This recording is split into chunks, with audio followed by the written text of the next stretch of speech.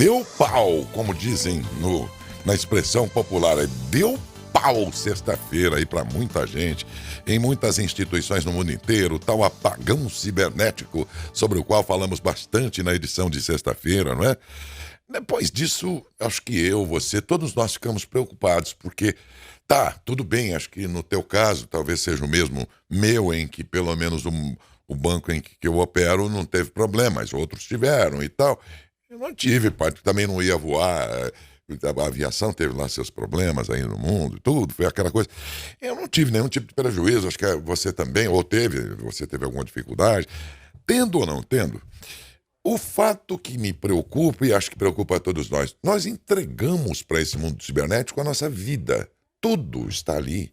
A nossa conta bancária, o nosso movimento bancário, os nossos dados, coisas que são sagradas e muito pessoais e estão lá, mantidas na nuvem, nossas fotografias, nossos melhores momentos da vida, recordações, documentos, né?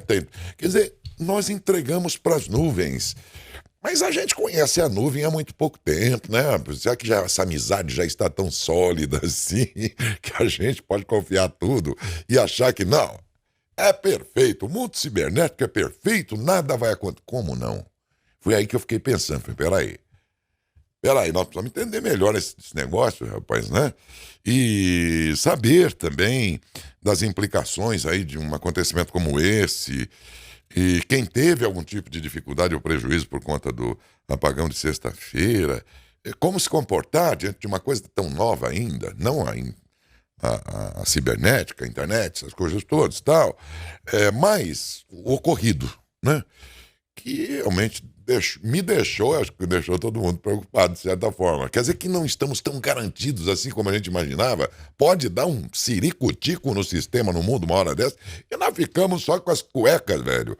Estou falando de um modo bem popular para todos entenderem, quer dizer, peraí, mas dá para confiar nisso tudo mesmo? Né? Então, embora o assunto é da sexta-feira, quando também nós repercutimos muito aqui de manhã, vamos estender isso para saber as decorrências disso tudo. E para isso, convidamos o doutor Alexander Coelho, que é especialista em Direito Digital e Proteção de Dados, que para a gente aqui tem sido até um consultor aí dentro da sua especialidade, que sempre que a gente precisa desse tipo de informação. Bom dia, doutor Alexander, mais uma vez. Muito obrigado, viu? Bom dia. Bom dia, como vai? Tudo bem? Tudo bem, doutor. A minha preocupação, eu acho que é a de todo mundo, né? Porque é essa coisa de você ter disponibilizado essa maravilha que facilita tanto e tal, e que a gente fica, pelo menos quem não entende disso, achando que não, pode ficar tranquilo. Podemos ficar tranquilo mesmo, doutor. Olha, é um ponto aí muito sensível que você tocou, né? Na sexta-feira eu acho que nós tivemos um pequeno sinal desse mundo conectado, né? Que nós temos hoje em dia, um mundo digital, onde todos nós estamos, como você disse, com os nossos dados na nuvem, o tempo todo coletando e distribuindo informações. E na sexta-feira foi uma pequena amostra aí de o quanto nós somos reféns do mundo digital. Então, tranquilo entre aspas, né? Nós temos que ficar sempre aí atentos às nossas contas bancárias, com as nossas redes sociais e qualquer sinal de vulnerabilidade, trocar senhas, redobrar o cuidado, né? É verdade. Na sexta-feira, entre outras observações, tive uma aqui de uma pessoa que disse que estava encontrando dificuldades por conta desse apagão com o chamado Nubank, que é um banco global, né? E ele fez o seguinte registro, que havia muita gente registrou insatisfações pela internet, alegando que a conta, de repente, foi fechada, veio uma notificação de que a conta foi fechada, no caso, pelo Nubank, e ele tinha valores lá que ele não tinha mais como acessar e movimentar. Esses bancos globais, operações como essa, têm algum tipo de respaldo na lei brasileira, por exemplo, que garante a relação de consumidor e bancos pelo nosso sistema bancário brasileiro? Sem dúvida, Dércio. Eles respondem pelo nosso Código Civil, pelo Código de Defesa do Consumidor, e nesse caso específico de sexta-feira, Eu chamo aqui uma atenção para todos os nossos ouvintes com relação aos golpes, porque no caso do Nubank e de outros bancos, o Bradesco também foi muito afetado, Banco Pan, a maioria dos bancos digitais, né? A gente tem que ficar atento, porque quando chega algum e-mail avisando que, olha, sua conta foi encerrada, e, né, naturalmente, se você movimenta a conta, você tem um saldo, você tem aplicações, você movimenta a conta, ela não pode ser encerrada do dia para a noite. Então, provavelmente, esses e-mails, quando eles chegam, ou seja, via SMS, WhatsApp, eles são o que a gente chama de phishing, né? São golpes virtuais, são pessoas aí, criminosos, se aproveitando de um incidente global, de uma falha que houve no mundo todo, para quando você clica nesse e-mail falando assim, olha, sua conta foi encerrada, clique aqui, ou você tem algum saldo a receber. Quando você clica naquele link, aquilo instala um vírus, e aí sim, com um vírus instalado no seu celular ou no seu computador, eles conseguem acessar a sua conta. Dificilmente o banco vai mandar um e-mail avisando que a conta foi encerrada, sem mais nem menos, sabe, Darcio? Eu não pensei, na sexta mesmo, eu não pensei nessa hipótese de serem golpistas, porque Foi muito oportuno, né? Eles ficam atentos a qualquer é mesmo, hein? fato relevante e se aproveitam disso, esse gancho, para conseguir aí fazer novas vítimas. Bom, aí nesse caso, então, se isso for de fato um golpe, aí tentativas usando bancos até físicos, aqui os nossos bancos do sistema brasileiro, a gente de alguma forma já tentaram golpes, né, comigo, com vocês, todos e tal. Pode ser que isso esteja se repetindo em relação a bancos globais e tal, o que não desmerece a confiança até aqui conquistada por esses bancos globais, né? Porque eu vejo que muita gente, para fugir de tarifas e tudo mais, acaba optando por esses bancos Exato. globais. E É um eles banco ganharam um digital, mercado na grande. verdade, é uma modalidade, né, Derson? É um banco digital que não tem agência, É. por conta disso ele tem um custo reduzido e consegue isentar de tarifas. Isso mesmo, mas o fato é que por conta disso, para o consumidor também fica uma situação muito favorável e aí ele foi ganhando confiança aos poucos. Eu fiquei Isso. pensando aqui numa situação como essa, quer dizer que mesmo sendo global, ele está sujeito às mesmas regras a que estão submetidos os bancos regulares Perfeito. comerciais brasileiros, é isso? Perfeito, Erso. A regra é o seguinte: a empresa, ela pode ser uma empresa com sede em outro país.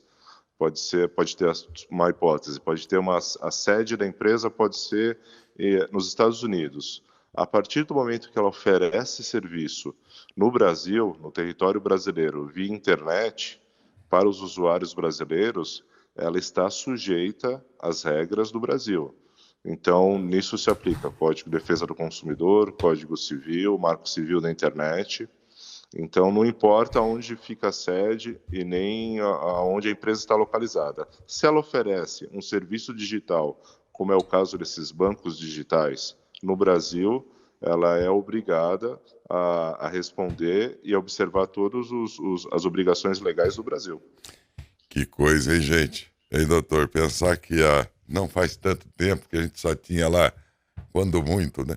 Banco do Brasil, Caixa Federal, Nossa Caixa, não sei o quê. E tinha lá a moça do Bradesco. Tinha até eleição para ver quem era a moça mais bonita de atendente do Bradesco. As coisas desse tipo. Também não faz tanto tempo assim. E, de repente, a gente está indo num banco que está estabelecido onde? Na nuvem. Exato. Que louco que esse mundo ficou. Vamos reconhecer, né? E essa mudança, Derso, vai ser cada vez maior né? e mais rápida, entendeu? A tendência agora, principalmente com o advento aí da inteligência artificial, essa mudança que a gente vai ver no nosso cotidiano, ela vai ser exponencial e muito mais rápida. Quando foi concebido o Código de Defesa do Consumidor, acredito que também até mesmo por quem legislou, criou a lei e tal, e depois a gente como consumidor, a gente sempre ficou imaginando que aqueles direitos que estão no papel eram garantidos num balcão, né? É verdade. A ideia era essa. Não, isso aqui eu sei que se acontecer alguma coisa, eu vou lá no balcão da loja, no balcão do banco, sei lá o quê, e lá eu vou requerer os meus direitos e não sei o quê. Aí hoje em dia você está sujeito a a ver, a mesma lei sendo, você pode acionar essa lei, mas no mouse, no teclado de um computador. É, E é muito louco isso tudo, né? Assim, pensar é que verdade, é verdade. o Eu acho código que tem essa 30 anos, geração 30 anos. nossa, aí a gente pegou essa transição, né, do mundo físico para o mundo digital. Então, o Código de Defesa do Consumidor, ele é uma norma muito bem elaborada. Então, assim, o objetivo principal é a relação de consumo, É. independente do local onde aconteça, né? Se você está contratando um serviço ou está comprando um produto, esse é o objeto da lei. Então, independente da modalidade em que ocorra, seja no mundo físico ou no mundo virtual, a gente consegue aí aplicar o Código de Defesa do Consumidor com muita eficácia. É um código concebido para tratar sobre a relação consumo e fornecedor, Uhum. loja e cliente, por exemplo, banco, né, seja o que for, fisicamente. Aí o mundo vem com todas essas novidades. Esse código não precisa se atualizar ou basta o que está ali para regular a convivência do mundo virtual com o cidadão? A gente utiliza o Código de Defesa do Consumidor como sendo aí a base principal, porque independente do meio que é utilizado, né, seja pessoalmente, como você disse, no balcão de uma agência física, seja pelo telefone, por WhatsApp ou por um aplicativo de banco, a relação de consumo ela continua na essência da mesma forma. E é isso aí que o Código de Defesa do Consumidor contribui. Em alguns casos específicos, como golpes virtuais, além do Código de Defesa do Consumidor, a gente consegue aí utilizar outras normas mais atualizadas que dão um respaldo nessa parte tecnológica, como, por exemplo, o Marco Civil da Internet, como, por exemplo, a Lei Geral de Proteção de Dados, Laércio. Eu estava fazendo uma observação que eu vi lá em Zurique. Bom, a Suíça é um Uhum, banco, né? A é Suíça é um verdade. grande banco, aliás, um banco muito confiável. E eu vi lá que, pelo jeito, para eles, para os ingleses, para outras nações que não são tão dadas no sentido da comunicação, do jeitão divertido, aquela coisa que Uhum, gosta do contato mesmo ali e tal, como o brasileiro. uhum. Ele é mais dado, é mais, né, e tal. Ele gosta de conversar, ele gosta de não sei o que e tal. E parece que para eles, o banco, quanto mais eletrônico ficar, os ingleses também e tal, melhor ainda. E aí eu fui ao banco esses dias aqui, a dois deles pelo menos, e vi que o brasileiro, no Brasil ainda, muita gente vai no banco, né? Muita gente ainda vai no Aham. banco, enquanto que em outras nações por aí, definitivamente o negócio foi informatizado mesmo, ficou essa, né, essa relação distante e tudo mais, né? E no Brasil não. Tem bancos aí que, de repente, dependendo do horário, tá super lotado lá, e ainda mais bancos do governo, por exemplo, que tem a função social lá, um banco social, Aham. que se mistura com um banco comercial, vira uma salada que a gente às vezes nem entende que atendimento é aquele, fica aquela confusão e tudo mais. Mas, enfim, é, ainda assim, o Brasil pode ser um banco operado num certo momento a todo vapor, isso é, com toda a adesão brasileira, ele pode ser esse banco efetivamente eletrônico, que já é em muitos lugares. Sim, sim. Ele não vai precisar de nenhuma legislação atualizada, coisas assim para. Porque, como Ó, ó, disse, ele foi criado para ser o balcão lá, o tete a tete, né? O Você tocou código. num ponto, Darcio, que é o ponto cultural. De fato, o europeu ele priva muito pela sua privacidade, né? Diferente do povo latino, que é um povo mais alegre, mais dado, mais praticante, assim, por exemplo, do contato físico. Então, para o europeu, esse avanço da tecnologia veio em boa hora. Para eles, o mínimo de contato possível, quanto mínimo contato possível, melhor. Já o povo latino, de um modo geral, gosta aí da presença física, gosta do contato físico, é um povo mais aberto e por essa maneira tem aí uma continuidade no tete-a-tete, É. no contato físico. Mas eu acho que à medida que o tempo vai passando, as novas gerações que já nasceram aí no mundo digital, para elas acabam sendo uma coisa natural, né? Você está conectado e resolver tudo ali pelo celular, pelo computador. Então, acho que acho que a gente até conversou isso em outras oportunidades. O mundo digital não é uma onda passageira, né? Ele veio para ficar. Então, é natural que tudo que a gente tem no mundo físico hoje em dia, né, que a gente chama do mundo analógico, esse mundo pessoal do tete-a-tete, todas essas relações, todo esse comércio, todo esse fornecimento de prestação de serviço, tudo isso está migrando e já migrou para o digital. Então, a tendência vai ser cada vez mais, principalmente as novas gerações, se adaptarem e seguirem esse caminho. Num país que tem regulamentado a segurança de dados, a Uhum, gente, é bom lembrar, entrega para o banco da gente os sim. nossos dados pessoais e até nossas senhas. Tudo a gente entrega para eles quando abre um cadastro, quando cria lá uma conta e tudo mais, né? É, já teve algum tipo de vazamento constatado de dados, por exemplo, no sistema bancário brasileiro, ou ele é seguro mesmo?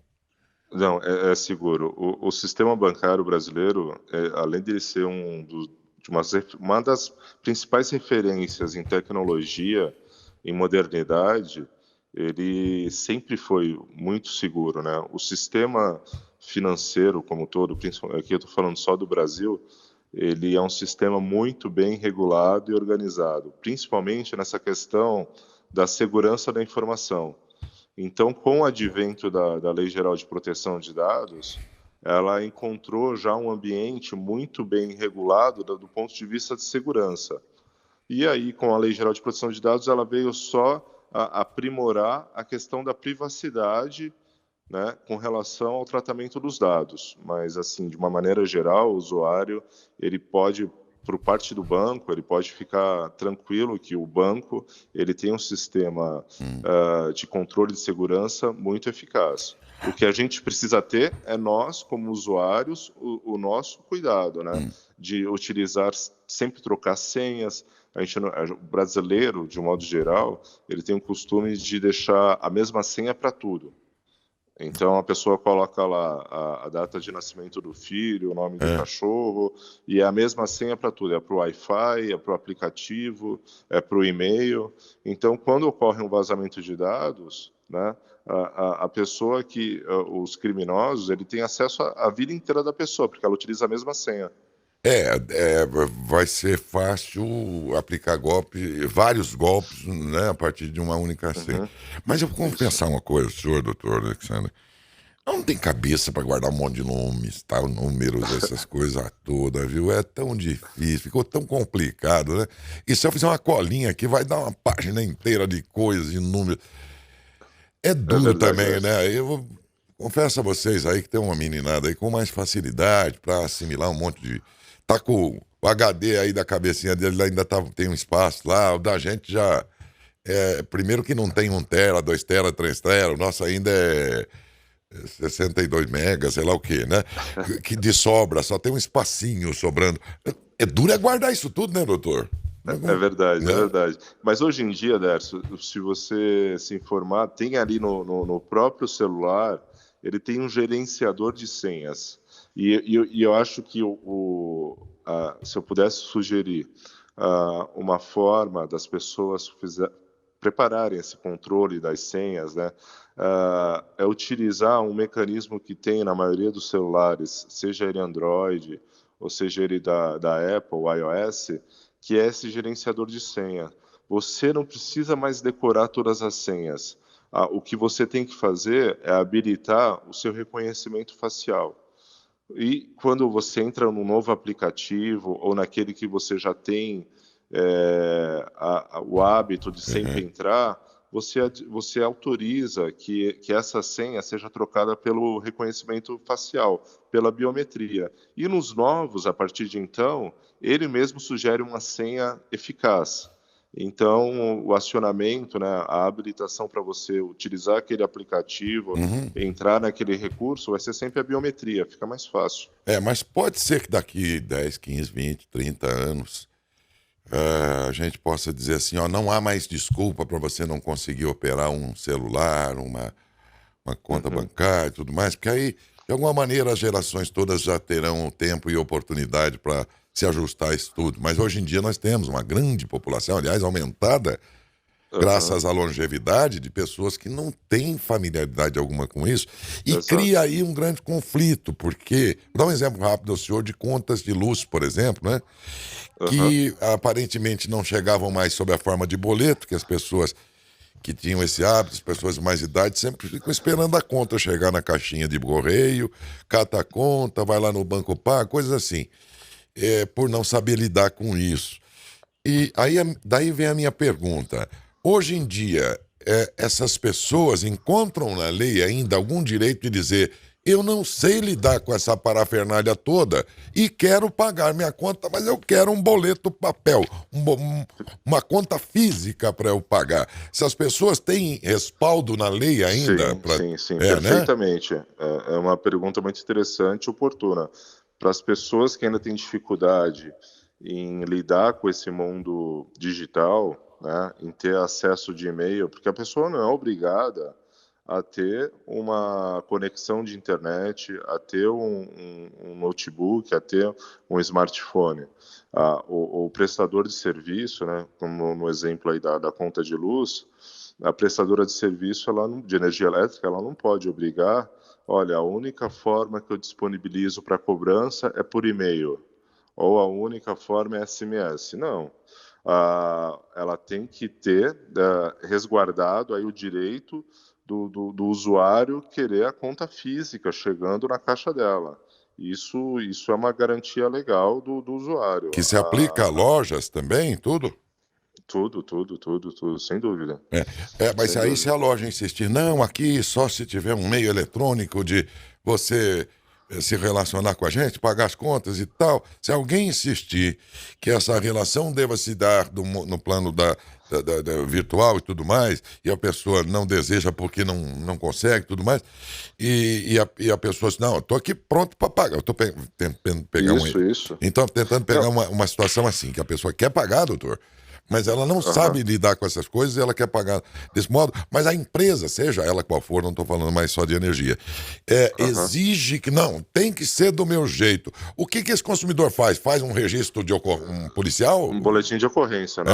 na hora, de duas uma, né? Ou ela muda de prestador de serviço, muda de loja, fala, então tá bom, então eu não compro com vocês. Ou se aquilo é um serviço essencial, se ela precisa daquele produto, ela é obrigada, por exemplo, a receber em dinheiro. Tem muitas lojas que falam, não, a gente não aceita dinheiro, só aceita débito. Não, ela é obrigada, ela tem que receber em dinheiro, tem que receber no débito, e se às vezes, né, alguns estabelecimentos não aceitam no crédito por conta da tarifa bancária maior. Então isso tem que estar avisado numa placa bem visível Hum, antes da realização da compra. Agora, formas de cobrança, ela não pode exigir que tem que ser feito só de uma maneira digital. Se o estabelecimento comercial exigir isso, o consumidor ele pode ir numa delegacia de polícia e vai registrar um boletim de ocorrência, que vai ganhar facilmente depois numa ação. entendi. Vai para se preservar aí de uma possível ação depois, né? Isso, Foi isso, essa a ideia isso. quando eu fiz a pergunta.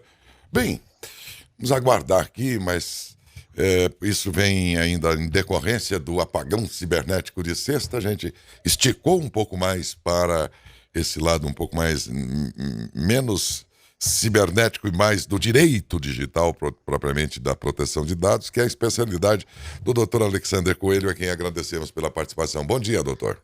Bom dia, Darcio. Sempre à disposição de vocês. Uma boa semana. Eu que agradeço e agradecemos muito, né? Doutor Alexander é um grande especialista, feito que tem nos ajudado muito aqui quando o assunto é direito digital e proteção de dados. E com ele a gente tem aprendido muito.